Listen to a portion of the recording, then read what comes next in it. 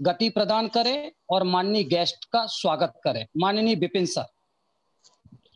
Shri RD. Kaushik sir नमस्कार। Sir नमस्कार। Sir आपका इस ऑनलाइन कार्यक्रम में कबड्डी एसोसिएशन ऑफ झारखंड की ओर से, तमाम टेक्निकल ऑफिशियल की ओर से, कोचेस की ओर से हार्दिक अभिनंदन है सर। बहुत बहुत धन्यवाद सर, आपने मुझे यहाँ आने का मौका दिया।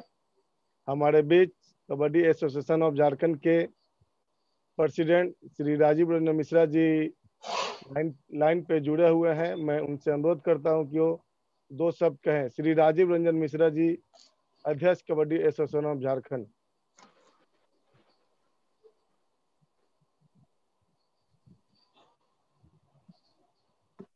हेलो।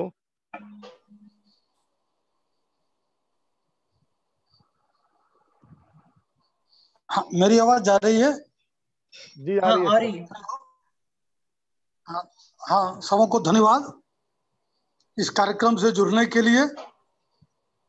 मैं आशा करता हूं कि इस कार्यक्रम से हमारे तकनीकी विशेषज्ञ लोग जो हैं कि उनके विचार सुनकर हमारे खिलाड़ी, हमारे नव निर्मित जो है टेक्निकल अधिकारी लोग काफी लाभान्वित हुए होंगे।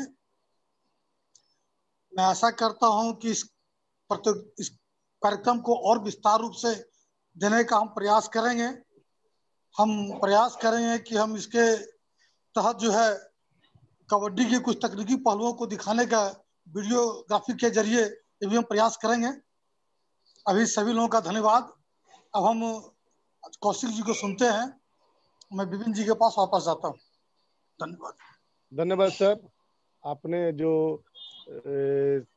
चंद मिनट में जो कह दिया वो वास्तव में एक हम सबों के लिए आशीर्वाद के रूप में है कि टेक्निकल पहलुओं को जानना चाहिए, वीडियो देख के जानना चाहिए, जो बहुत अच्छा पहल है सर। मैं पुनः आपको धन्यवाद देता हूं और मैं आगे की कार्यक्रम के लिए अपने विकास जी, सलील जी और आनंद जी इसको कार्यक्रम को आगे बढ़ाएं। धन्यवाद सर। मैं ग्रुप पे जुड़े हुए सभी निवेदन करता हूं कि माननीय कौशिक सर जी अब रूल और रेगुलेशन के बारे में आप सभी को अवगत कराएंगे। सभी अपने फोन को अनम्यूट करके रखें और क्वेश्चन पूछने के दौरान हैंड राइज करें और क्वेश्चन पूछें। धन्यवाद। माननीय Kaushik sir. Thank you sir. मैं कबड्डी एसोसिएशन ऑफ झारखंड के president Shri Rajiv Ranjan Mishra ji, general secretary Shri Vipin Kumar ji एवं अन्य पदाधिकारीगण, कबड्डी अड्डा के विकास जी, तकनीकी रूप से सक्षम श्री सलील जी का इस प्रोग्राम को चलाने के लिए मैं तहे दिल से धन्यवाद करता हूं और उम्मीद करता हूं कि जितने भी हमारे पास टेक्निकल ऑफिशियल्स के रूप में या कोचेज या एक्सपर्ट्स आए हैं उनका इस वर्कशॉप में आपने अवश्य लाभ उठाया होगा। आज का विषय है कबड्डी के नियम। मैं आपको बता दूं, मैं एक टीचर तो नहीं हूं, परंतु मैंने अभ्यास के द्वारा, अपने सीनियर्स के द्वारा, अपने साथियों के द्वारा और बार बार दूसरों के द्वारा अपने साथ में काम करने वाले और विशेष रूप से श्री ई.पी. प्रसाद राव, डॉक्टर नटराज सर, इनके साथ मैं पिछले 7 सीजन से प्रो कबड्डी में जुड़ा हुआ हूँ। उनसे मैंने बहुत कुछ मुझे सीखने को मिला है और जो उनसे सीखा, जो मेरा अनुभव नेशनल में, इंटरनेशनल में, फेडरेशन कप में जो मेरा अनुभव है वो भी मैं आप सबके साथ बांटूंगा। जैसा आप सब जानते हैं, भारत ही नहीं पूरे विश्व में जितने भी प्रकार के खेल खेले जाते हैं उनके कुछ ना कुछ नियम होते हैं। इसी प्रकार वो जो कोई भी खेल हो उसको नियमों के अंतर्गत खेला जाता है। इसी प्रकार कबड्डी के भी कुछ नियम हैं जो अमेच्योर कबड्डी फेडरेशन से मान्यता प्राप्त हैं और जो हम भारत में, एशिया में, AKF के अंडर में और IKF के अंडर में जितने भी हम कबड्डी के गेम्स खेलते हैं वो उन्हीं नियम्स के अंतर्गत खेले जाते हैं। आपको लगभग सभी को पता होगा कबड्डी भारत में 4 प्रकार की होती है। नेशनल स्टाइल कबड्डी, बीच कबड्डी, सर्कल स्टाइल कबड्डी और इंडोर कबड्डी। आज हम नेशनल स्टाइल कबड्डी के रूल्स के बारे में ही चर्चा करेंगे। और आपको थोड़ा सा पीछे जाते हुए, कबड्डी पहले सिर्फ इंटरटेनमेंट के लिए खेली जाती थी, हार जीत के लिए नहीं खेली जाती थी। पहली बार 1921 में महाराष्ट्र में कबड्डी के कुछ नियम बनाए गए, उन्हीं के अंतर्गत कबड्डी खेले जाने लगी। महाराष्ट्र में ही 1923 में एक टेक्निकल कमेटी, तकनीकी समिति का गठन किया गया। उसने वो पहले वाले नियमों में कुछ फेरबदल किया, कुछ नए नियम जोड़े, उसके हिसाब से कबड्डी खेलने लगी। 1936 में जो डेमोन्स्ट्रेशन गेम हुआ था वो भी 1923 के नियमों के अनुसार ही हुआ, और इसमें तकनीकी समिति द्वारा समय समय पर इस पर परिवर्तन किया जाता रहा। उन्हीं के जो लेटेस्ट रूल हैं आज उसी के अनुसार कबड्डी खेली जाती है। आज की सबसे पॉपुलर लीग जो प्रो कबड्डी लीग आप सभी जानते हैं, सभी देखते भी हैं, उसको भी amateur kabaddi federation of India के जो तहत उनकी मान्यता के प्राप्त जो भी नियम है उन्हीं के अनुसार कबड्डी खेली जाती है। लेकिन टीवी के दर्शकों की तरफ के लिए, सभी देशों के जो दूसरे देशों में भी जो ब्रॉडकास्ट होता है उनके लिए, स्टेडियम में बैठे हुए दर्शकों के लिए कुछ रुचि बनी रहे, उसका जो लुत्फ उठाया जाए, तो इसलिए कबड्डी जो प्रो कबड्डी में है कुछ उसमें इंटरेस्ट बनाए रखने के लिए कुछ नियमों में परिवर्तन किया गया है। लेकिन हम जितने भी नियम हैं वो हमारे AKFI के बनाए हुए हैं, उसी के अनुसार हम सारे नियम AKFI के नियमों के अनुसार ही खिलाते हैं। हम सभी चाहते हैं कि हमारा गेम कबड्डी ओलंपिक में भी पहुंचे। ये ओलंपिक में पहुंचाने के लिए हमें सभी को प्रयास करना होगा। उसी के अनुसार कुछ टर्मिनोलॉजीज हैं। आज का समय टर्मिनोलॉजी बताने के लिए नहीं है, लेकिन टर्मिनोलॉजी चाहे वो कोच के लिए हो, दर्शकों के लिए हो, टेक्निकल ऑफिशियल्स के लिए हो, वो टर्मिनोलॉजी बहुत जरूरी है। यदि जैसे एक हम कबड्डी डालने वाले को रेडर कहते हैं, तो रेडर ही, वो हरियाणा में भी रेडर ही कहेंगे, तमिलनाडु में भी रेडर ही होगा, बांग्लादेश में भी रेडर होगा, इंग्लैंड में भी रेडर होगा। इसलिए कुछ शब्द जो हैं वो बनाए गए हैं टेक्निकल ऑफिशियल्स के लिए, वो हम आज उस पर चर्चा नहीं करेंगे। और आज मैं आज के मुख्य विषय नियम पे आता हूं। तो कुछ हमारे, मेरे को जहां तक मैं समझता हूं, यदि हम बिल्कुल इनिशियल लेंगे तो समय इतना नहीं होगा, ग्राउंड कितना होना चाहिए, कितनी सीमा रेखा होनी चाहिए, मोटा मोटा ये है। हम सिर्फ मेन चीज लेते हैं। हमारा 13x10 का ग्राउंड होता है, उसमें 6.5 जो हाफ की जो लाइन होती है उसको सेंटर लाइन कहते हैं। सेंटर लाइन से 3.75 पे बोनस होता है, उसके 1 मीटर 3.75 पे वॉक लाइन होती है, उसके 1 मीटर पे बोनस लाइन, और end line to bonus line होता है 1.75। पूरे ग्राउंड की सीमा रेखा 3 सेंटीमीटर टू 5 सेंटीमीटर होती है। और आपकी सभी की जानकारी के लिए बता दूं, रिपीट कर दूं, सभी रेखाएं 3 सेंटीमीटर की हो या 5 सेंटीमीटर की हो, वो ग्राउंड के अंदर ही मानी होती हैं, वो ग्राउंड के बाहर नहीं होती हैं। ये बताते हुए मैं आपको एक चीज बता दूं, क्योंकि कई बार दर्शकों का भी क्वेश्चन होता है, कई बार हमारे टेक्निकल ऑफिशियल्स का भी होता है। यदि किसी भी लाइन में, एंड लाइन में हो या लॉबी लाइन की रेखा को टच हो जाए तो वो आउट नहीं माना जाता। यदि वो पूरी लाइन क्रॉस हो जाती है तो आउट माना जाता है, टच को आउट नहीं माना जाता। एक उस ग्राउंड के बाहर एक सिटिंग ब्लॉक हम बोलते हैं उसको, उसमें 6 खिलाड़ी बैठने का प्रावधान होता है, क्योंकि 7वां बैठता नहीं है। 7वां आउट होते ही हम ऑल आउट कहते हैं, पहले हम लोना बोलते थे, लेकिन आजकल एक कॉमन भाषा उसको लोना, ऑल आउट बोलते हैं। ऑल आउट के 2 पॉइंट मिलते हैं। सेंटर लाइन हमने बताया, उसके बाद आती है वॉक लाइन। वॉक लाइन एक कॉमन वर्ड बनाया है, वो उसको एक रेडर के द्वारा टच क्रॉस करना अति आवश्यक है। यदि कोई रेडर उसको क्रॉस कर किए बिना वापस आ जाता है तो उस रेडर को आउट माना जाएगा। और यदि वॉक लाइन क्रॉस करने से पहले कोई भी रेडर किसी एंटी, कहने की बजाय डिफेंडर को छू लेता है तो उसको वॉक लाइन क्रॉस करने की आवश्यकता नहीं है। इसी प्रकार वॉक लाइन के बाद आता है बोनस लाइन। बोनस लाइन भी जब तक पूरी तरह उसको क्रॉस करना है, वॉक लाइन बोनस लाइन से आगे उसका पैर होना चाहिए, एक पैर उसका हवा में होना चाहिए, तभी उसका बोनस किया हुआ माना जाता है। यदि वो बोनस करने के बाद कितने भी खिलाड़ी को टच करता है तो बोनस के साथ उसको उतने ही अंक दिए जाएंगे। स्कोरर पहले बोनस का पॉइंट लिखेगा, उसके बाद जितने वो टच करके आया है उसके पॉइंट मिलेंगे। यहाँ पर मैं एक क्लैरिफिकेशन और कर दूं, यदि कोई भी रेडर पहले किसी डिफेंडर को टच कर लेता है या कोई डिफेंडर पहले रेडर को टच कर लेता है, उसके बाद वो बोनस क्लियर करता है, तो बोनस का अंक नहीं दिया जाएगा। बोनस का अंक सिर्फ 6 या 7 खिलाड़ी होंगे तब भी दिया जाएगा, और किसी भी डिफेंडर के द्वारा या डिफेंडर को टच करने से पहले बोनस जो क्लियर होगा सिर्फ वही बोनस दिया जाएगा।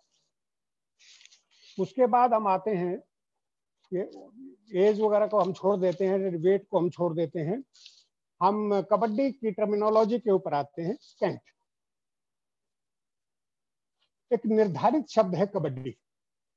कोई भी रेडर अपने ग्राउंड से कबड्डी कबड्डी बोलता हुआ दूसरे के ग्राउंड दूसरे कोर्ट में जाता है और वॉक लाइन पूरा क्रॉस करने के बाद वो अपनी पूरी कबड्डी अपनी कैंट समेत वापिस आता है कबड्डी बोलता हुआ, तो उसको हम कैंट कहते हैं। उसके बाद रेडर, एक किसी भी टीम का रेड डालने वाला खिलाड़ी जब विरोधी कोर्ट में जाता है तो उसको हम रेडर कहते हैं। उसके बाद डिफेंडर, रेडर दूसरे टीम का रेडर है जो दूसरी टीम में रेड करने के लिए जाता है, उसमें जो 7 खिलाड़ी है वो सातों के सातों खिलाड़ी डिफेंडर कहलाते हैं। उसके बाद आता पकड़ना, कैच, टैकल। पहले कैच हम बोलते थे, पकड़ना बोलते थे, आजकल इस वर्ड को ग्लोबलाइज करने के लिए इसको बना दिया गया है टैकल।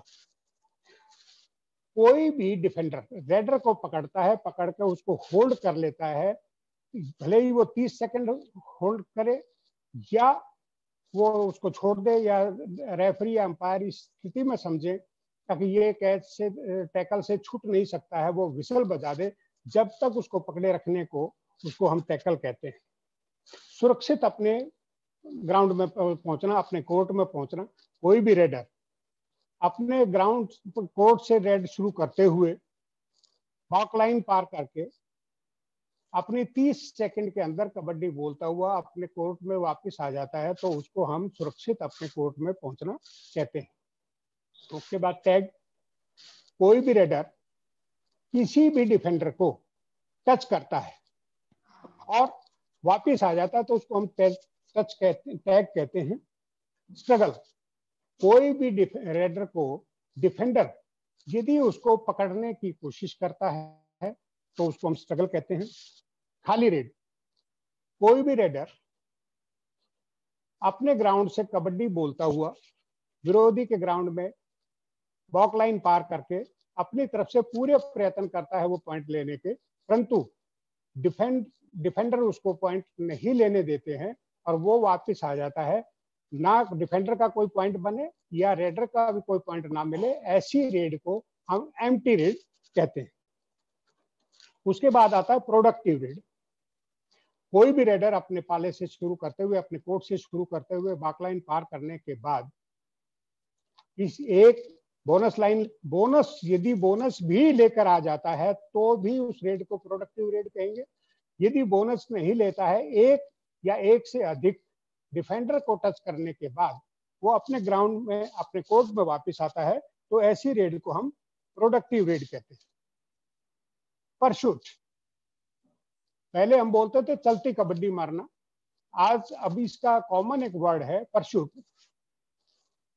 हमारे नेशनल स्टाइल में कोई भी खिलाड़ी परशूट कर सकता है, सिर्फ उस समय परशूट नहीं कर सकता जब कोई स्ट्रगल हुआ हो।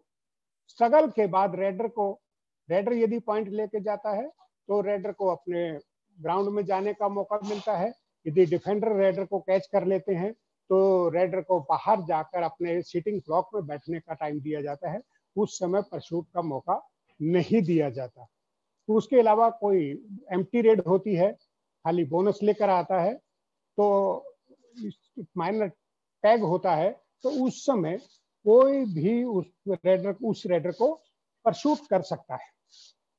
उसके बाद एक शब्दावली है सुपर टैकल, आपने सबने सुना होगा, और जहां तक मैं समझता हूं जब से सुपर टैकल चला है, डू और डाई चला है, तब से कबड्डी कुछ इंटरेस्टिंग ज्यादा हो गई है।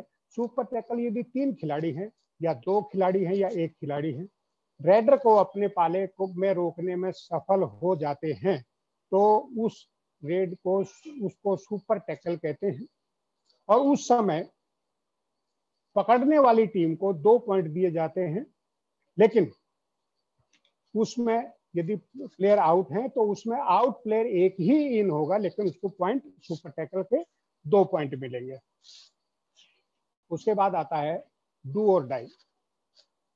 आजकल के नियमों के अनुसार जो लेटेस्ट नियम है, उसमें कबड्डी में 2 खाली रेड, अर्थात जो 2 रेड में कोई भी रेडर पॉइंट लाने में असमर्थ रहता है, तो तीसरी रेड को हम डू और डाई कहते हैं।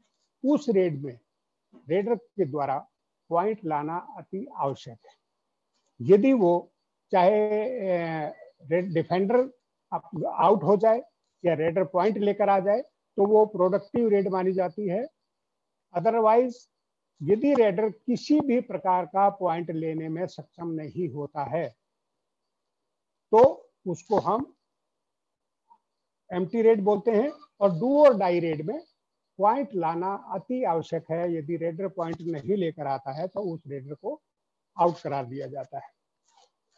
एक आता है, एक बीच में मैं आपको बता दूं, किसी वजह से कोई भी रेडर हो या डिफेंडर, रेडर की टीम का प्लेयर हो या डिफेंडर की टीम का प्लेयर हो, कोई अनवांटेड बिहेवियर करता है, अनस्पोर्टिव बिहेवियर करता है, कोई गलती करता है, और किसी वजह से अंपायर या रेफरी उसको पनिशमेंट देते हैं, येलो कार्ड दे देते हैं, तो येलो कार्ड देने के समय एक उसको टेक्निकल पॉइंट उसके अगेंस्ट जाएगा और प्लेयर को 2 मिनट के लिए बाहर बैठा दिया जाएगा।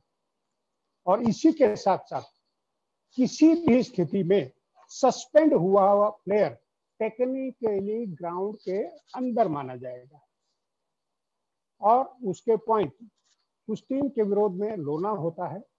तो लोने के समय जो सस्पेंड प्लेयर है उसका पॉइंट प्लस जितने प्लेयर उस टाइम खड़े थे वो पॉइंट, और साथ में ऑल आउट के पॉइंट उसको दिए जाएंगे। हम आते हैं अब खेल के नियम में। सबसे पहले कोई भी रेफरी, अंपायर, मैं नेशनल चैंपियनशिप की ही बात कर रहा हूँ, अभी जितने भी बात की जाएगी वो प्रो कबड्डी के बारे में बात नहीं करेंगे, हम नेशनल कबड्डी के बारे में बात करेंगे, क्योंकि प्रो कबड्डी में बहुत कम रेफरी जाते हैं और ज्यादा से ज्यादा हमारा प्रयोग होता है नेशनल कबड्डी में। जूनियर नेशनल हो, सब जूनियर हो, सीनियर हो, फेडरेशन कप हो, तो उसमें हम उसी कबड्डी के बारे में, उस नेशनल स्टाइल के नियमों के बारे में ही बात करेंगे। सबसे पहले रेफरी यदि जाता है तो उसको पहले अपना ग्राउंड चेक करना चाहिए, ग्राउंड की टेपिंग ठीक हो, सब्स्टिट्यूशन के बोर्ड हो, score sheet, assistant score sheet, वो सब प्रॉपर हो। उसके बाद वो दोनों प्लेयर्स टीमों को बुलाएगा, वो चेक करेंगे उनके नंबर सीक्वेंस में हो। जो स्कोर शीट में, एक मैं बीच में और बता दूं आपको अलग से, कोई भी रेफरी या एम्पायर उनके रेफरी की मदद करेंगे, दोनों टीमों को चेक करेंगे क्या स्कोर शीट में लिखे हुए प्लेयर और उनकी चेस्ट के नंबर के अनुसार, चेस्ट नंबर आजकल हम नहीं बोलते हैं, आजकल हम बोलते हैं जर्सी नंबर। चेस्ट नंबर खत्म कर दिया गया है, आजकल हो गया है जर्सी नंबर। तो जर्सी नंबर और नाम मिलता है स्कोर शीट में, ये हम चेक करेंगे। कितने प्लेयर्स हैं उसमें, कोच कौन है, मैनेजर कौन है, क्या हमारे आजकल अब तक तो सिर्फ 2 ही अलाउड हैं, कोच, मैनेजर या कोई भी 2 प्लेयर, 2 आदमी अधिकारी बैठ सकते हैं। तो हमें रेफरी को और अंपायर को ये भी निश्चित करना चाहिए कि जिसके नाम स्कोर शीट में हो वो ही अपनी टीम के पीछे बैठे, अन्यथा बाद में डिस्प्यूट होता है। कई बार देखने में आता है कोच का नाम दूसरा होता है, बैठा आदमी दूसरा होता है, कोई मैनेजर का नाम कुछ है, वहाँ कोई आदमी बैठा हुआ है। तो हमें मतलब मैं यही बात करूंगा, टेक्निकल ऑफिशियल को उस समय बड़ी दिक्कत का सामना करना पड़ता है। तो इसलिए रेफरी और अंपायर मिलकर पहले ये निश्चित कर लें अगर जितने भी स्कोर शीट में नाम हैं वो सब सीक्वेंस में हैं, जर्सी नंबर के अनुसार हैं, वही नाम हैं जो हमें स्कोर शीट में दिए गए हैं। उसके बाद दोनों टीमें ग्राउंड में आ जाती हैं। रेफरी दोनों टीमों को बुलाए के प्लेयर्स को वार्न करेगा, वो टीम कैप्टन्स प्लीज। उसके बाद वो टॉस करेगा, प्लेयर को बताएगा ये हेड है ये टेल है, किसी को भी एक को वो अलाउ करेगा, उनसे पूछेगा कि भाई आपको हेड लेना है या टेल लेना है। यदि जीतने वाला मांगता है कोर्ट तो आपको रेफरी को अनाउंस करना होगा toss one by so and so team choice of court, otherwise toss one by so and so team choice of red. उसके बाद हाफ टाइम में जितने भी प्लेयर दोनों कोर्ट में होंगे, सेकंड हाफ उतने ही प्लेयर से शुरू होगा जिस पहले टीम ने अपना मैच प्रारंभ करते हुए रेड की थी, उसके दूसरे वाली टीम जो है वो रेड शुरू करेगी। बीच बीच में मैं आपको बताऊं टाइम आउट एक कोच को 2 टाइम आउट मिलते हैं, एक हाफ में, दूसरे हाफ में 2 टाइम आउट मिलते हैं। वो उसमें आपने कितने भी सब्स्टिट्यूट कर सकते हैं। हम एक बार टाइम आउट लिया तो एक कोच यदि वो 4 भी सब्स्टिट्यूट करना चाहता है, 5 करना चाहता है, 2 करना चाहता है, 1 करना चाहता है, तो वो सब्स्टिट्यूशन एक ही काउंट होगा। यदि वो 4 प्लेयर को आउट चेंज करता है तो 4 सब्स्टिट्यूशन काउंट नहीं होंगे, वो सिर्फ एक सब्स्टिट्यूशन काउंट होगा, क्योंकि हमारा जो टाइम आउट है और सब्स्टिट्यूशन जो है वो सब्स्टिट्यूशन जो है वो टाइम आउट के अनुसार है। नंबर ऑफ सब्स्टिट्यूशन हमारा काउंट नहीं होगा, सिर्फ number of time outs count होगा। अब हम आते हैं गेम्स में। कोई भी कबड्डी रेडर अपना ग्राउंड से कबड्डी बोलता हुआ दूसरे के विरोधी के कोर्ट में जाता है और बाक लाइन पूरा करने के बाद स्ट्रगल होने से पहले यदि रेडर का पैर लॉबी लाइन को क्रॉस कर ले या डिफेंडर का पैर लॉबी लाइन को क्रॉस कर ले या एंड लाइन को क्रॉस कर ले, यदि रेडर का पैर पहले क्रॉस हो जाता है तो रेडर को रेफरी तुरंत विसल मार के उसको वापस बुलाए भेज देना चाहिए और उसका पॉइंट जो है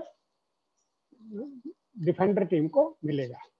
यदि डिफेंडर टीम का कोई डिफेंडर एंड लाइन या लॉबी लाइन को क्रॉस कर जाता है तो ऐसी स्थिति में है रेफरी या एम्पायर उसको जर्सी नंबर कॉल करके उसको वापस बुलाएंगे, लेकिन रेड कंटिन्यू रहेगी। और यदि आउट हुआ प्लेयर असिस्टेंट स्कोरर एम्पायर की नहीं सुनता है और वो रेडर को पकड़ने का प्रयास करता है या पकड़ता है तो उस स्थिति में रेडर सेफ होगा और जिस प्लेयर ने नियम को भंग किया है उसको वार्निंग भी दी जा सकती है, उसको टेम्परेरी सस्पेंड भी किया जा सकता है, उसके अगेंस्ट में टेक्निकल पॉइंट भी दिया जा सकता है। यदि स्ट्रगल से के बाद यदि एक रेडर जाता है विरोधी के कोर्ट में और वो किसी को छू देता है या एक रेडर उसको पकड़ने का प्रयास करता है तो उस समय दोनों उस कोर्ट की दोनों साइड की 1-1 मीटर की लॉबी मैदान में सम्मिलित हो जाती है। रेडर और डिफेंडर उस लॉबी का प्रयोग कर सकते हैं। ऐसी स्थिति में यदि आउट ऑफ बाउंड, एक हमारा वर्ड है आउट ऑफ बाउंड, यदि लॉबी के बाहर यदि छू जाता है उस समय और उसका बॉडी पार्ट कांटेक्ट है, ग्राउंड के साथ में कांटेक्ट है, आधे से ज्यादा धड़ या कोई भी हिस्सा पैर या हाथ उसका ग्राउंड में कांटेक्ट है, ग्राउंड उसका कांटेक्ट नहीं टूटा है और वो ग्राउंड के साथ है, उसका हाथ या पैर ग्राउंड से भी बाहर टच हो जाता है तो भी वो आउट नहीं माना जाता जब तक उसका कॉन्टेक्ट विद द ग्राउंड रहेगा। वो रेडर हो या डिफेंडर हो, वो सेफ माना जाएगा।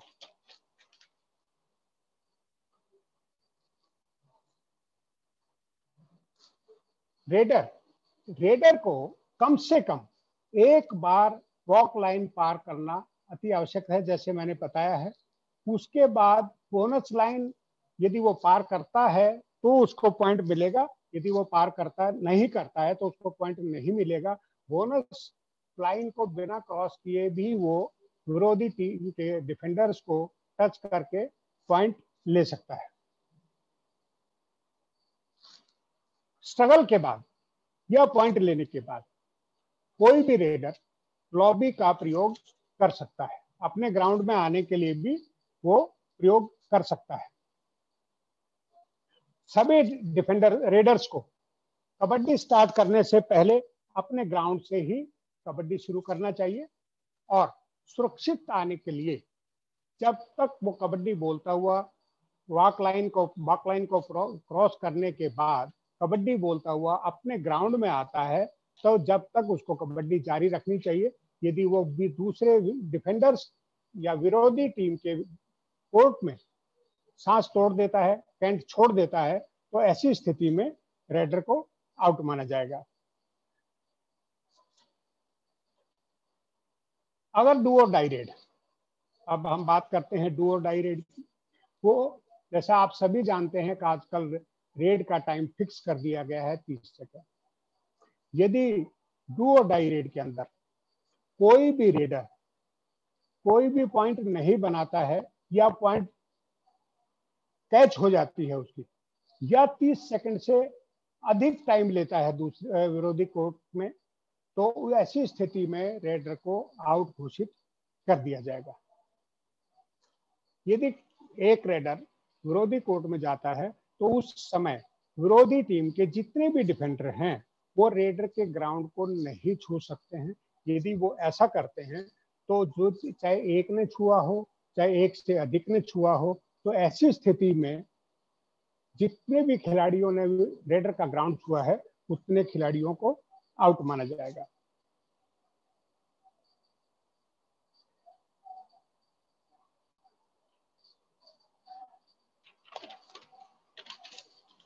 अब मैं आता हूं रेडर। आपने देखा होगा कोच या रेडर प्लेयर, कोई भी रेडर जाता है, सपोज हम एग्जांपल लेते हैं डू और डाई रेड का। रेडर हमारा भूल जाता है अब ये डू और डाई रेड थी और वो वापस आने की कोशिश करता है, तो पीछे से उस टीम का कोई भी खिलाड़ी या कोच उसको इंस्ट्रक्ट करता है, इंस्ट्रक्शन देता है, रेड करो पॉइंट लेके आओ, पॉइंट लेकर आओ, ये थर्ड रेड है, डू और डाई रेड है। यदि वो ऐसा करता है तो ऐसी स्थिति में उस इंस्ट्रक्ट करने वाली टीम के खिलाफ एक टेक्निकल पॉइंट दिया जाएगा। जिस रेड मैदान में जब खेल चल रहा होता है तो जिस क्रम में खिलाड़ी आउट होते हैं उसी क्रम में वो जिंदा भी होंगे। एक इसमें एक नियम है, कोई भी सस्पेंड प्लेयर, यदि वो प्लेयर जीवित प्लेयर हम मानते हैं जो ग्राउंड के अंदर है, यदि उस समय यदि वो सस्पेंड हो जाता है तो उसका सस्पेंशन टाइम उसी समय से काउंट होगा और वो 2 मिनट के लिए बाहर बैठ जाएगा। यदि कोई भी खिलाड़ी बाहर आउट होकर बाहर बैठा हुआ है और किसी वजह से, किसी भी गलती की वजह से वो खिलाड़ी को कार्ड दिखा दिया जाता है, तो वो खिलाड़ी का समय उस समय से शुरू ना होकर जब तक वो इन नहीं होगा, जब वो इन हो जाएगा तो इन होने के बाद उसका 2 मिनट का टाइम शुरू किया जाएगा और वो इन होने के बाद पूरा 2 मिनट के बाद अंदर आएगा। इसमें एक स्थिति और आती है, यदि प्लेयर बाहर बैठा हुआ है और वो सस्पेंड है और रेडर पॉइंट लेके आता है और सस्पेंडेड प्लेयर को ही उठाने की बारी आती है तो उसके वाइस में हम नेक्स्ट प्लेयर को नहीं उठा सकते। आउट प्लेयर जो सस्पेंड है उसी को हम इन मान के उसका टाइम स्टार्ट कर देंगे, लेकिन उसके वाइस में हम दूसरे प्लेयर को इन करने की इजाजत नहीं देंगे। हम अब आता है टाइम आउट। टाइम आउट के बारे में एक, जैसा मैंने पहले बताया है, एक इसको कोच को या प्लेयर को या कैप्टन को अधिकार है टाइम आउट मांगने का। उस समय एक टाइम आउट 30 सेकंड का होता है कि यदि किसी एक टीम ने टाइम आउट लिया है तो दूसरी टीम का कोच भी अब उस समय अपनी टीम को कोचिंग दे सकता है, लेकिन वो अपना सब्स्टिट्यूट करेगा तो उसका भी टाइम आउट काउंट हो जाएगा।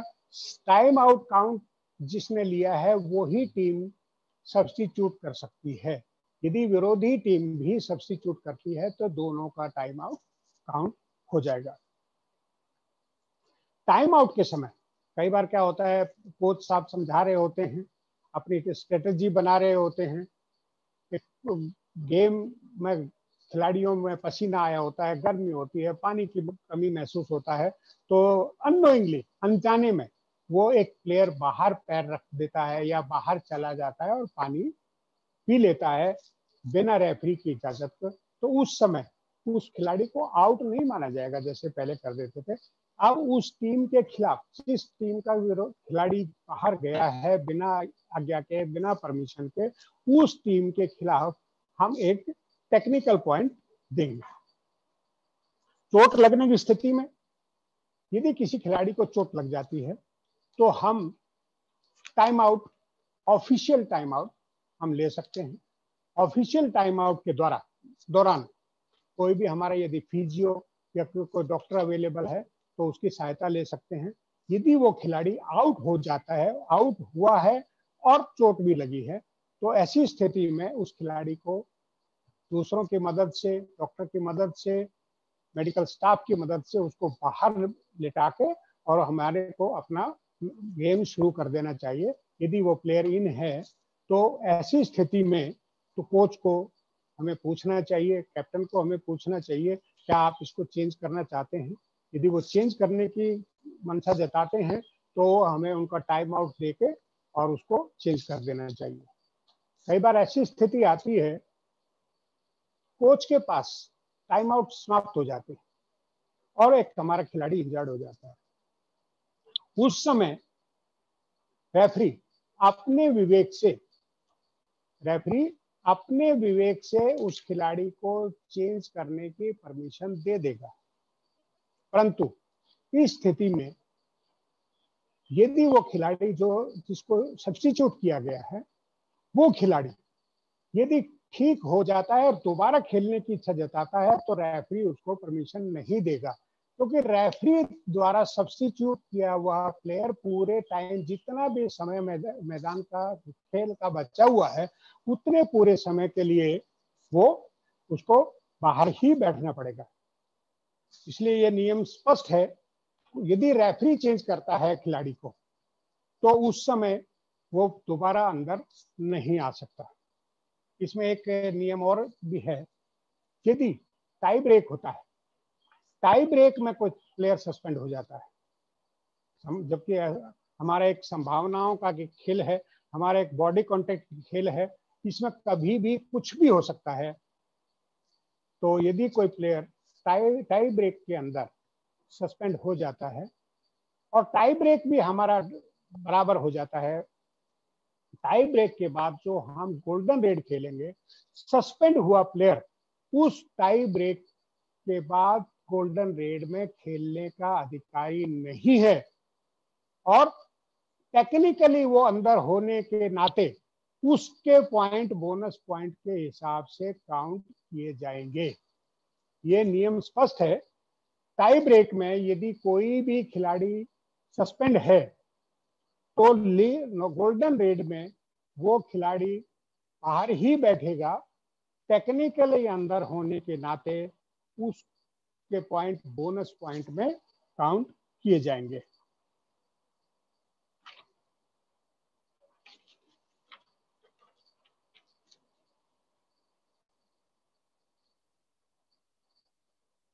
सब्स्टिट्यूशन, हमारे जैसा कि बताया है कि एक कोच फर्स्ट हाफ में 2 बार सब्स्टिट्यूट कर सकता है, 2 बार सेकंड हाफ में सब्स्टिट्यूट कर सकता है, और जो हाफ टाइम होता है उसमें भी वो सब्स्टिट्यूट कर सकता है। रेफरी और स्कोरर को उसको बताना होगा, उनसे आज्ञा लेनी होगी, अभी मैं इनको सब्स्टिट्यूट कर रहा हूँ, उसको अपना उस खिलाड़ी का, बाहर जाने वाले खिलाड़ी का, अंदर वाले आने वाले खिलाड़ी का जो भी प्रोसीजर है वो हाफ टाइम में भी अडॉप्ट करने पड़ेंगे, और वो हाफ टाइम में भी उसको ले सकता है, उसका सब्स्टिट्यूट कर सकता है। इस प्रकार एक कोच, एक टीम का कोच नियमतः 5 बार अपने खिलाड़ियों को चेंज कर सकता है, दूसरी टीम का कोच भी 5 बार चेंज कर सकता है।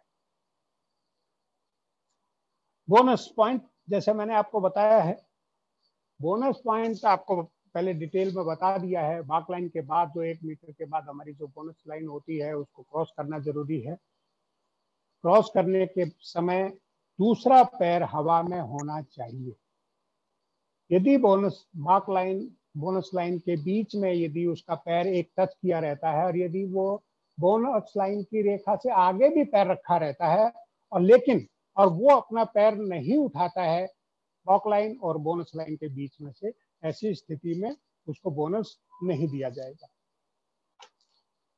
उसके बाद आता है हमारा रिजल्ट।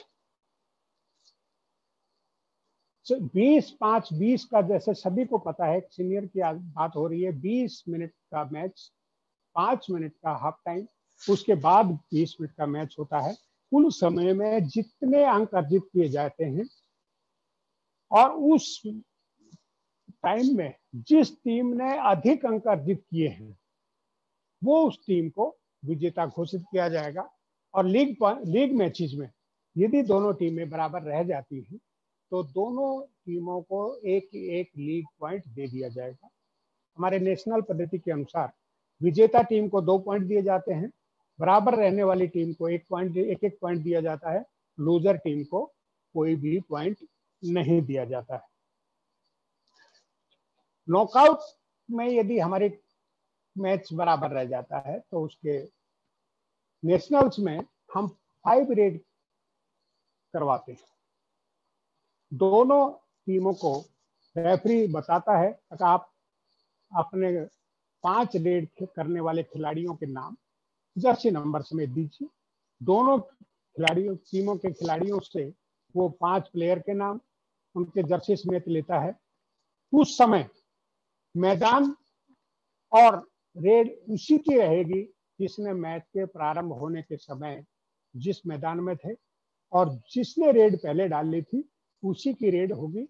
और उस समय टाइम का कोई बंधन नहीं होता है। रेफरी एक जर्सी नंबर को के अनुसार वो बुलाता है, रेडर लाइन पर आता है, उस समय बाक लाइन कम बोनस लाइन, बाक लाइन ही बोनस लाइन होगी और बोनस के सारे नियम उसके ऊपर लागू होंगे।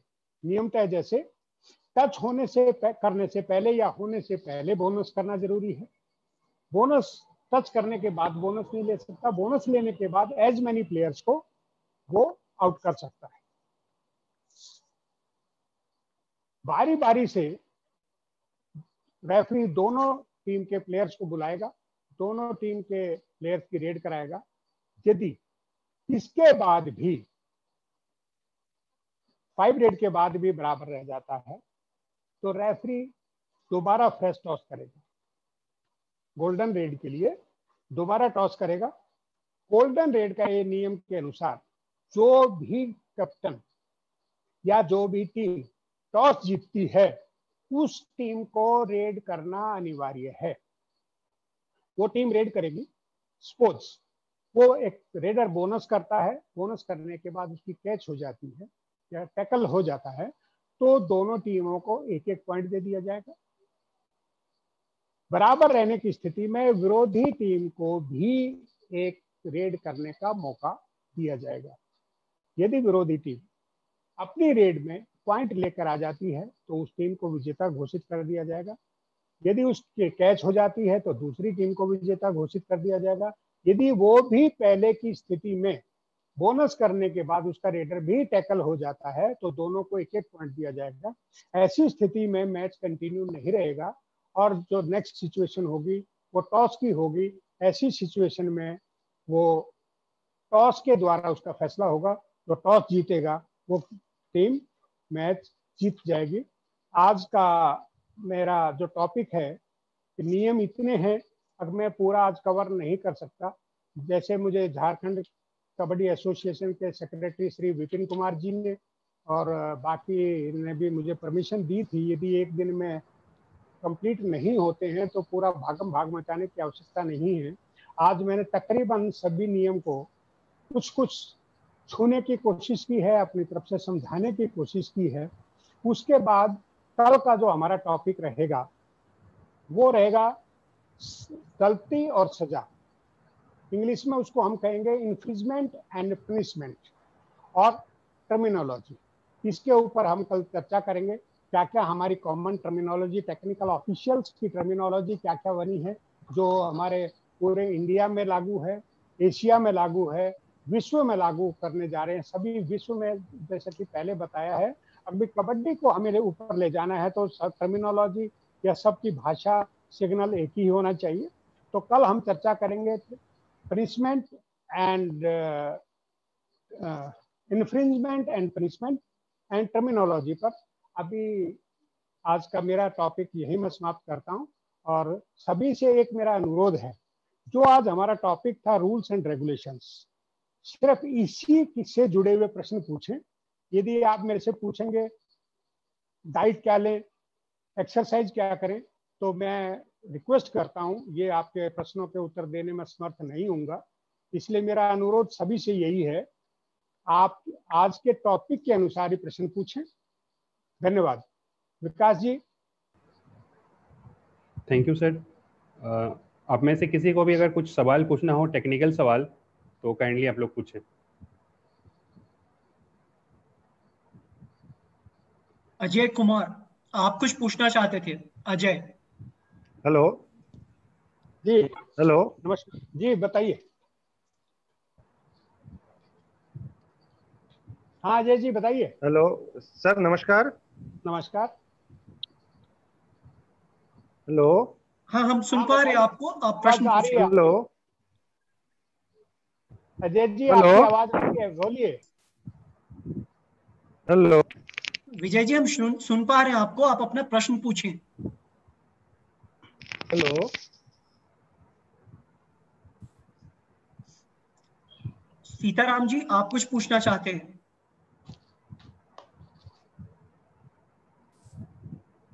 विजय जी आप हेलो बोले सर। आप। हेलो हाँ हेलो सर, मैं सीताराम रजक, हजारीबाग, झारखंड से।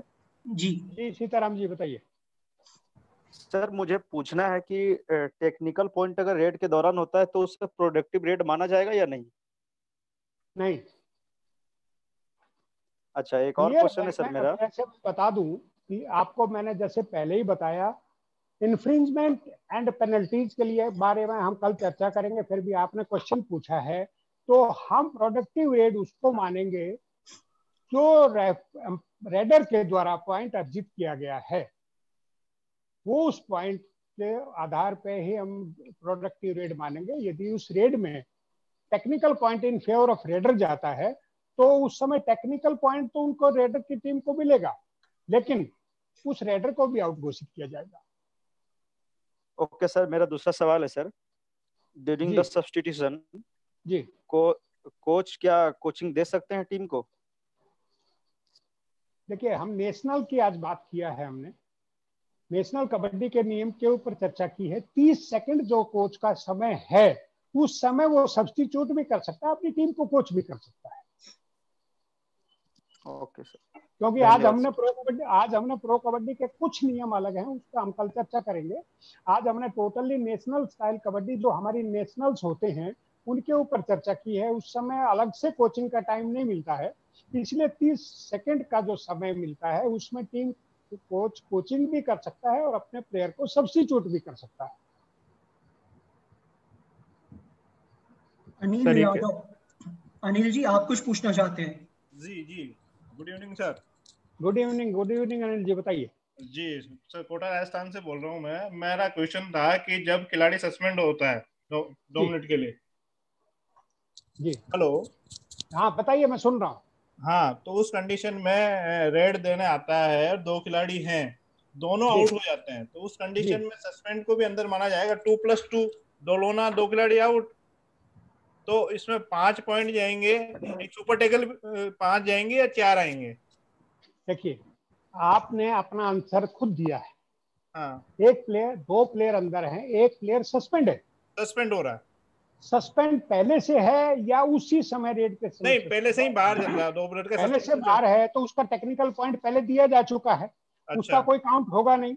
यदि अच्छा। दो ही खिलाड़ी अंदर खड़े हैं, हाँ दोनों को रेडर टच करके या स्ट्रगल से पॉइंट हाँ, लेकर चला जाता है, अपना सेंटर लाइन क्रॉस करने में सफल हो जाता सफल है, होता है। हाँ, तो 2 पॉइंट वो, 1 पॉइंट जो बाहर बैठा है वो, प्लस 2 पॉइंट ऑल आउट के, टोटल 5 पॉइंट दिए जाएंगे। 5 पॉइंट दिए जाएंगे। जी, सस्पेंशन का जो उसका पॉइंट पहले वो तो ऑलरेडी दिया गया ना पहले वो से। दिया गया है, उसके अलावा जी, एक्स्ट्रा पॉइंट और मिलेगा उसको जो बाहर बैठा है जिसका। वो बाहर का पॉइंट जो है, मैंने आपको गेम का पहले पार्ट है क्लियर, वो।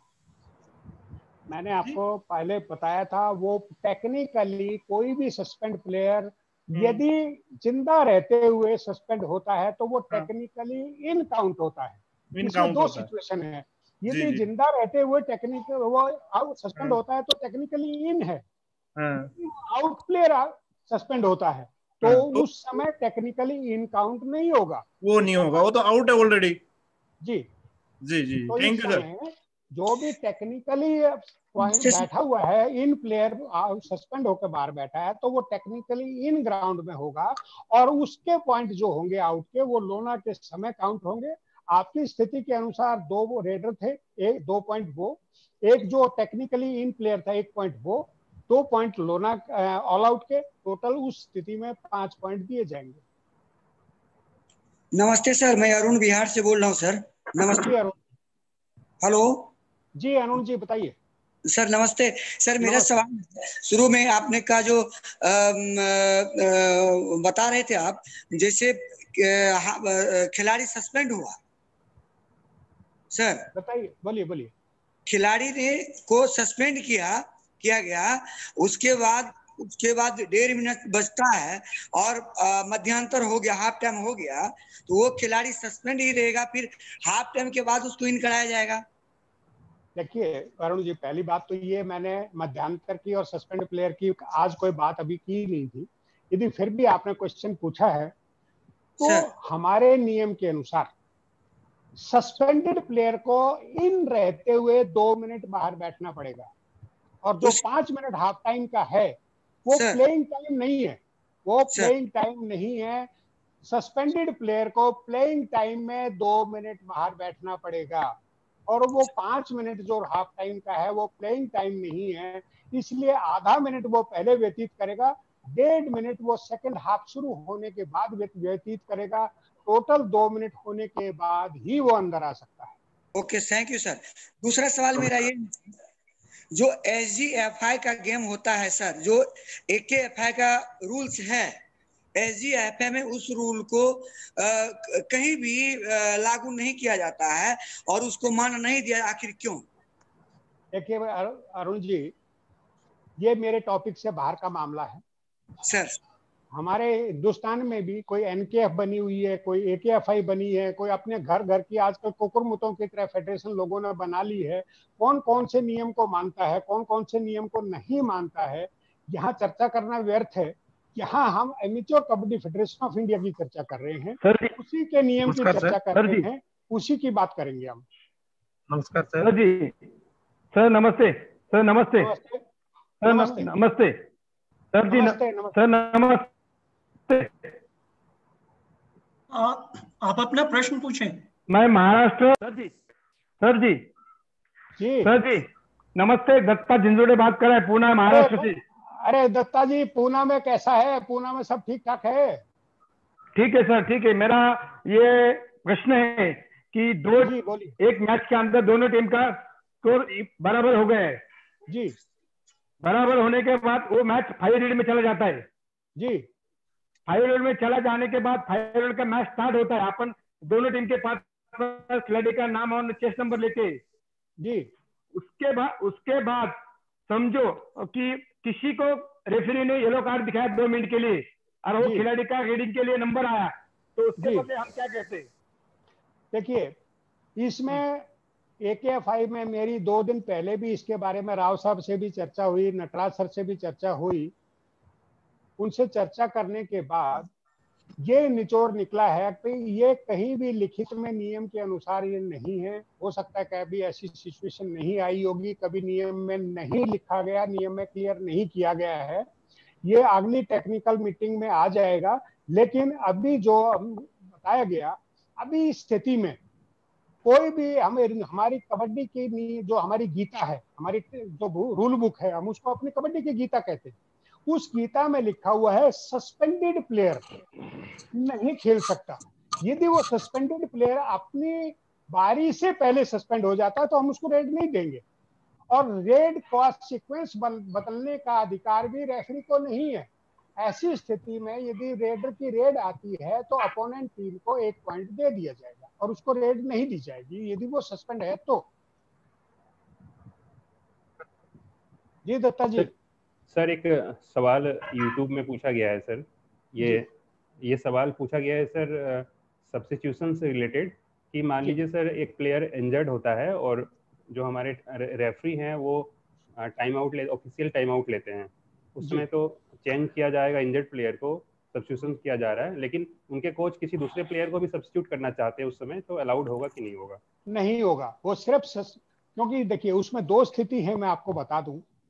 एक तो स्थिति ये है, जो प्लेयर इंजर्ड है उस समय कोच का यदि टाइम आउट बचा हुआ है तो वो अपने में उसको इंजर्ड प्लेयर को भी और दूसरे प्लेयर को भी चेंज कर सकता है।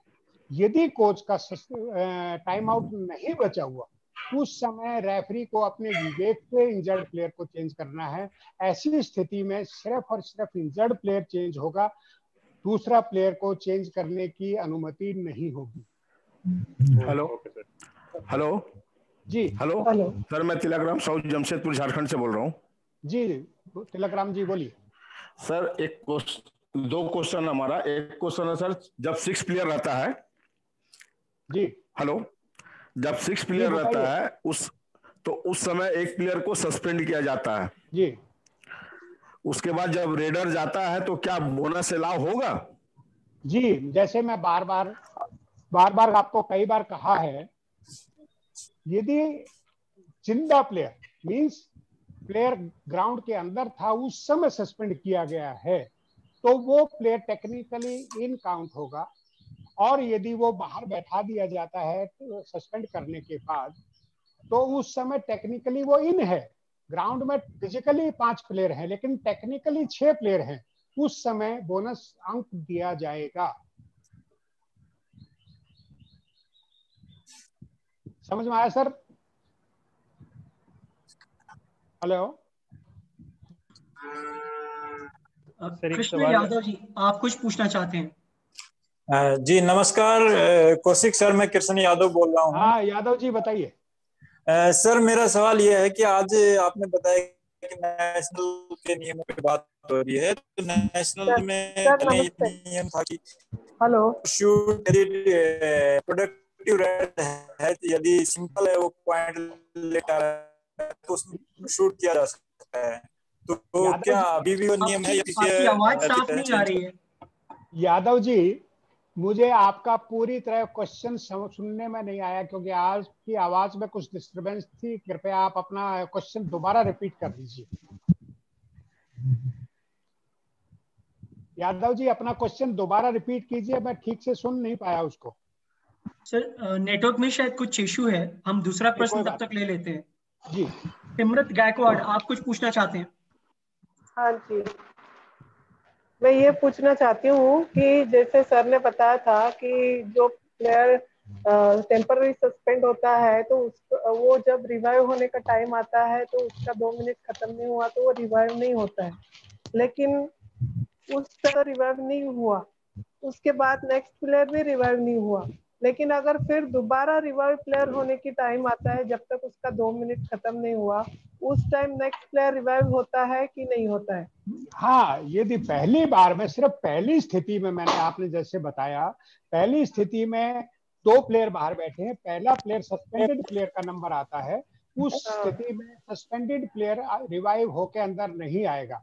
यदि नेक्स्ट रेड में आपकी टीम कोई कैच करती है, टैकल करती है, या आपका रेडर पॉइंट लेकर आता है, उस समय जो अगला पॉइंट जो बाहर बैठा हुआ खिलाड़ी है, उस स्थिति में वो बाहर बैठा हुआ दूसरा खिलाड़ी इन होगा।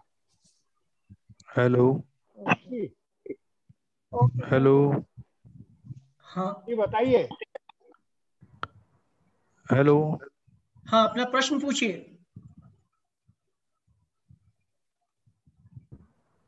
बताइए सब बताइए, मैं आपको देख भी पा रहा हूँ, सुन भी पा रहा हूँ।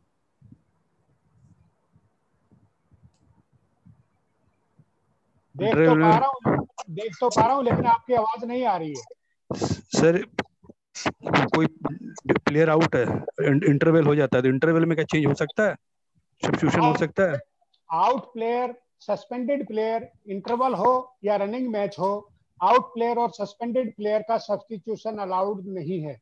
Okay, thank you sir. हाँ, हेलो, गुड इवनिंग सर। जी गुड इवनिंग कोच साहब। गुड इवनिंग, गुड इवनिंग, बताइए। हाँ, मैं प्रवीण सिंह रांची से पूछ रहा हूँ। एक प्रश्न है मेरा जी। एक कबड्डी इतिहास को लेकर ही है कि जो मुझे आज कंफ्यूजन है कि जब कबड्डी के नियम 1923 में बना तो उसमें 7 खिलाड़ी के बारे क्यों ही उन्होंने निर्णय लिया, 8 क्यों नहीं लिया? इसके पीछे थोड़ा सा कुछ इतिहास है या कुछ लॉजिक है, क्या कारण था कि? देखिए, इस पहली बात तो हमारा इतिहास लिखित में कहीं भी इतिहास नहीं है 7 क्यों, 8 क्यों, 5 क्यों, 9 क्यों। अब मैं आपसे आज इस बारे में बहस करने नहीं करेंगे, सिर्फ रूल के बारे में बात करेंगे। यदि यही बात करनी होगी तो फुटबॉल में 11 ही क्यों, वॉलीबॉल में 6 ही क्यों? तो ये कोई नियम नहीं है, इसका हमारे पास कोई रिटर्न में जवाब नहीं है। अब 7 ही क्यों रखे गए, वॉलीबॉल में 6 क्यों रखे गए, बास्केटबॉल में 5 क्यों रखे गए, फुटबॉल में 11 क्यों रखे गए? तो ये हमारी कबड्डी के बारे में मैंने तो कम से कम जितना इतिहास पढ़ा है कहीं नहीं लिखा हुआ अब 7 ही क्यों। तो इसके बारे में मुझे कोई जानकारी नहीं है। जहां तक मैंने पढ़ा है, मेरे पढ़ने में नहीं आया 7 क्यों रखे गए, कहीं मेरे पढ़ने में नहीं आया तो मैं बताने में असमर्थ हूँ। इसलिए ये ऐसा कोई क्वेश्चन नहीं है। मैंने जैसे आपको एग्जाम्पल दिया, बास्केटबॉल में 5 क्यों, वॉलीबॉल में 6 क्यों, कबड्डी में 7 क्यों, फुटबॉल में 11 क्यों? तो ये कोई, अब बैडमिंटन या टेबल टेनिस में 1-1 क्यों, 2-2 क्यों, 3-3 क्यों नहीं, 4-4 क्यों नहीं? तो इससे क्वेश्चन नहीं बनता है। सर इसमें एक ये है। हेलो हेलो जी बताइए। जी सर, मैं श्रीधर बोल रहा हूँ। सर कोच साहब सर नमस्कार सर। अभी एक क्वेश्चन आया था आपके लिए, 8 प्लेयर क्यों नहीं खेल सकता है? क्योंकि the area is limited, the players are playing within the zone of 6 metres. So 6 metres में 8 प्लेयर्स खड़े होने के लिए थोड़ा मुश्किल है। सो उसकी any execution of the movement थोड़ा मुश्किल होगा, इसीलिए it is restricted to 7 players. 8 हो गया तो मूव करने के लिए, सो उसके लिए कुछ भी परफॉर्म करने के लिए बहुत मुश्किल है। Thank you sir. 7 प्लेयर्स बना दिया सर। थैंक यू सर, ये आपने करेक्ट करने के लिए आपका बहुत बहुत धन्यवाद। लेकिन ये इरिलेवेंट, मुझे क्वेश्चन इरिलेवेंट लगा। तो फुटबॉल में 11 है, 200 मीटर में 11 ही क्यों, 20 क्यों नहीं? या कबड्डी में 7 क्यों, 6 क्यों नहीं किया? तो यदि नमस्कार सर। नमस्कार सर। 11 हो सकते हैं तो कबड्डी में 6 भी हो सकता है ना सर। लेकिन राइट सर। नमस्कार सर। थैंक यू, फिर भी बहुत बहुत धन्यवाद डॉक्टर साहब। नमस्कार सर। हाँ विपिन, प्लीज प्रश्न पूछिए। हाँ सर, मैं विपिन कुमार पांडे, धनबाद, झारखंड से। जी पांडे जी बताइए। हाँ सर, ग्रुप स्टेज में कोई मैच चल रहा है जी। और वो जो टीम है वो अपोनेंट टीम को 7 पॉइंट उससे अधिक से हरा देती है जी। तो जीते हुए टीम को लीग पॉइंट कितना मिलेगा सर? देखिए, आज हम चर्चा कर रहे हैं नेशनल की। नेशनल में मैंने बताया जीतने वाली टीम को 2 अंक दिए जाते हैं, बराबर रहने वाली दोनों टीमों को 1-1 अंक दिया जाता है। हारने वाली टीम चाहे 1 पॉइंट से हारे चाहे वो 50 से हारे, उसको 0 मिलेगा हारने वाली टीम। वो एक प्रो कबड्डी का है, वो कल चर्चा करेंगे। 7 से कम 7 से ज्यादा वो हम कल चर्चा करेंगे, वो प्रो कबड्डी का नियम है। हमारे नेशनल स्टाइल में चाहे वो 1 से हारता है चाहे 50 से हारता है, हारने वाली टीम को 0 अंक दिया जाएगा, जीतने वाली टीम को 2 अंक दिए जाएंगे, बराबर रहने वाली दोनों टीमों को 1-1 अंक दिया जाएगा। नमस्कार कौशिक सर, मैं कृष्ण यादव बोल रहा हूँ। सॉरी कट गया था सर। मेरा सवाल यह था कि नेशनल में यदि सिंपल टच करके रेडर सेफली अपने कोर्ट में आता है तो क्या परस्यूट अलाउ है? जी हाँ, मैंने आपको बताया था, मैंने क्लियर भी किया था। नेशनल में स्ट्रगल के अलावा एम्प्टी रेड है, बोनस लेकर आता है, टच लेकर आता है खाली, तो उस समय परस्यूट अलाउड है। स्ट्रगल में अलाउड नहीं है। हेलो हाँ सुजीत सर, मैं एक बात पूछना चाहता हूँ सर आपसे। जी नमस्कार। सर नमस्कार सर। सर कुछ साल पहले जो हम खेलते थे, आज से 15-20 साल पहले, तो अब उसमें से जो 7 प्लेयर होने की वजह से भी 5 प्लेयर से खेला करता था, उसमें बोनस अलाउ होता था सर। अभी उसको सर, हाँ आप सही कह रहे हैं, उस समय बोनस अलाउड था सर। अभी इस मतलब नियम को क्यों चेंज किया गया सर? इससे क्या फायदा हुआ, क्या नुकसान, थोड़ा बताएंगे सर? सर जहां तक मेरी जानकारी है, मैं आपको ज्यादा समय नहीं है, थोड़ा ब्रीफ में बता दूं।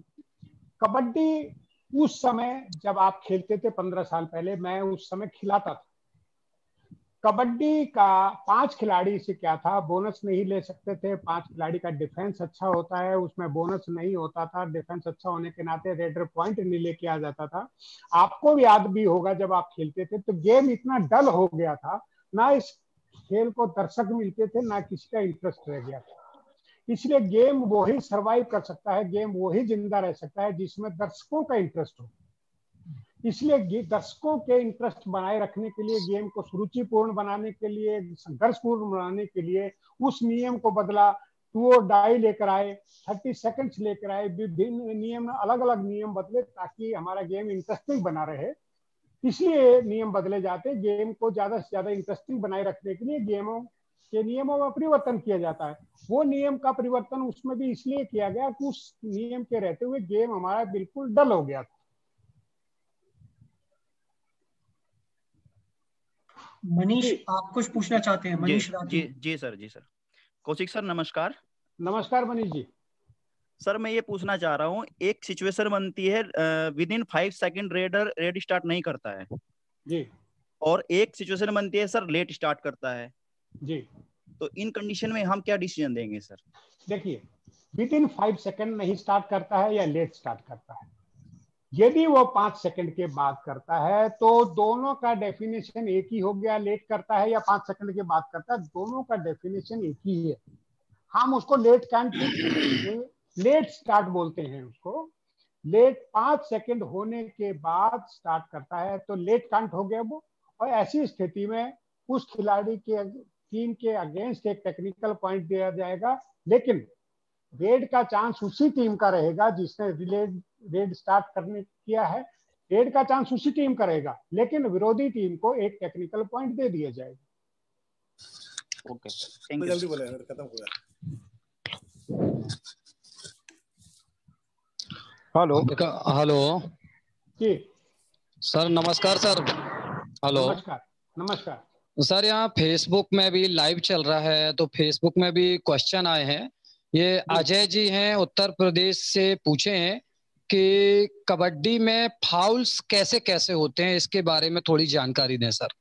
इसके लिए हम कल चर्चा करेंगे। जैसे मैंने आज बताया है, इन्फ्रिंजमेंट एंड पनिशमेंट, गलतियां और सजा, गलतियां और सजा टर्मिनोलॉजी, इस पे हम चर्चा कल करेंगे। कल यदि शर्मा जी मेरी आवाज सुन रहे हो या पढ़ लें तो हम इसके लिए कल डिटेल से चर्चा करेंगे इसके बारे में। टाइम खत्म होने वाला है।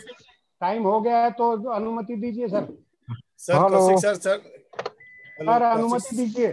कौशिक सर, प्रवीण जी, बाकी क्वेश्चन कल ले लिए जाएंगे। कल आपके क्वेश्चन का टाइम ज्यादा दिया जाएगा, आज थोड़ा टाइम कम रह गया। कल क्वेश्चन का समय सबको ज्यादा दिया जाएगा। कौशिक सर को धन्यवाद, आपने अपना बहुमूल्य समय दिया।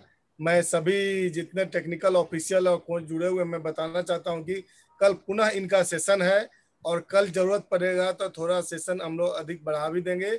सारे क्वेश्चन का सवालों का जवाब दिया जाएगा और ये आपके साथ कल पुनः रूबरू होंगे।